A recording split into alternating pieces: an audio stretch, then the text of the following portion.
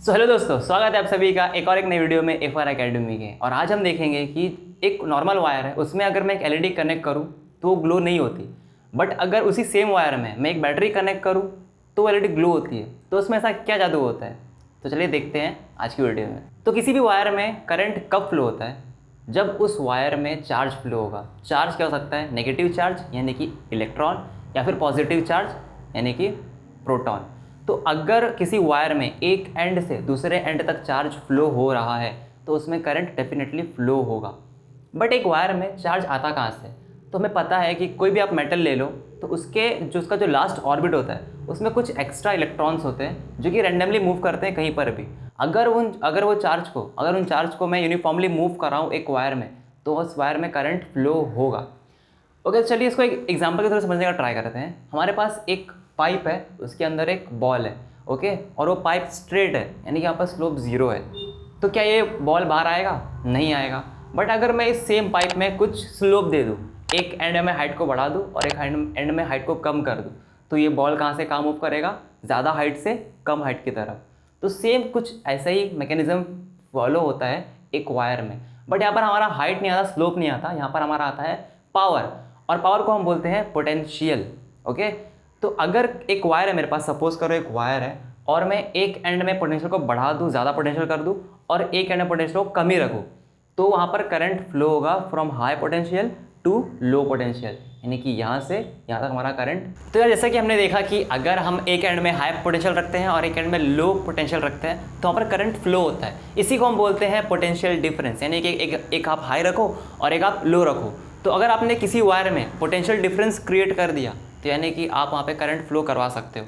अब इसका काम कौन कर सकता है? एक हमारे पास एग्जांपल है बैटरी के एक एंड में पॉजिटिव साइड होता है और एक एंड में नेगेटिव साइड होता है। ये हमारा हाई पोटेंशियल है और ये हमारा लो पोटेंशियल है। अब यहाँ पर हाई और लो आ गया तो यहाँ पर आ गया पोटेंशियल डिफरेंस, तो यहाँ पर करंट फ्लो होगा, यहाँ पर चार्ज फ्लो होगा तो करंट फ्लो होगा, और करंट फ्लो होगा तो ये बल्ब भी ग्लो होगा। ओके, अब किसी काम को करने के लिए हमें लो करंट चाहिए होता है और किसी काम करने के लिए हमें हाई करंट चाहिए होता है। तो ये कैसे डिसाइड होता है? तो वापस से आते हैं हमारे एग्जांपल की तरफ, जहाँ हमारे पास एक पाइप था और एक हमारे पास बॉल था उसके अंदर। तो यहाँ पर तो स्लोप 0 है, तो यहाँ पर तो ये फ्लो नहीं, तो नहीं फ्लो होगा। बट अगर मैं स्लोप प्रोवाइड किया तो यहाँ पर स्लो ये धीरे धीरे बाहर आएगा। मैंने स्लोप को बढ़ा दिया तो ये थोड़ा फास्ट आएगा। मैंने स्लोप थोड़ा सा और बढ़ाया तो और फास्ट आएगा, और मैंने स्लोप थोड़ा सा बढ़ाया तो ये और ज़्यादा फास्ट आएगा। यानी कि आप जितना स्लोप बढ़ाओगे उतनी जल्दी बॉल तेज़ी से बाहर आएगा। वैसे ही अगर आप पोटेंशियल डिफरेंस ज़्यादा प्रोवाइड करोगे, किसी वायर में ज़्यादा पोटेंशियल डिफरेंस प्रोवाइड करोगे तो वहाँ पर ज़्यादा चार्ज फ्लो होगा, और ज़्यादा चार्ज फ्लो होगा तो ज़्यादा करंट फ्लो होगा। तो यहाँ हमारे पास फॉर्मूला है करंट का, I = Q/T, यानी कि कितना चार्ज पास हो रहा है यूनिट टाइम में। I का जो यूनिट है वो होता है एम्पियर। I को हम नापते हैं एम्पियर में, चार्ज को नापते हैं कूलम में, और टाइम को नापते हैं सेकंड में। अब यहाँ पर देखिए, यहाँ पर मेरे पास एक वायर है, वायर को मैंने जूम किया बहुत ज़्यादा, और यहाँ पर एक पर्सन है जो कि काउंट करता है कि इस लाइन से कितने चार्ज पास हो गए यूनिट टाइम में, यानी कि 1 सेकेंड में। ओके, तो सपोज करो कि इसने देखा कि 1 सेकेंड में 5 कूलम चार्ज पास हो गए, तो यानी कि इस वायर से 5 एम्पियर करंट पास हो रहा है। अब अगर हम 1 सेकेंड नाप नहीं सकते, सपोज करो कि 5 सेकेंड में 25 कूलम चार्ज पास हो गए, तो 1 सेकेंड में कितना पास हुआ होगा? डेफिनेटली 5 कूलम पास हुआ होगा। तो इस वायर से 5 एम्पियर करंट पास हो रहा है। तो इसको एग्जांपल के थ्रू देखते हैं। हमारे पास I = क्या होता है? 60 कूलम पास हो रहा है 6 सेकेंड में। तो 1 सेकेंड में कितना पास होगा?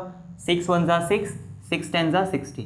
तो यहाँ पर हमारा करंट पास होगा 10 एम्पियर। करंट को हम नापते हैं एम्पियर में।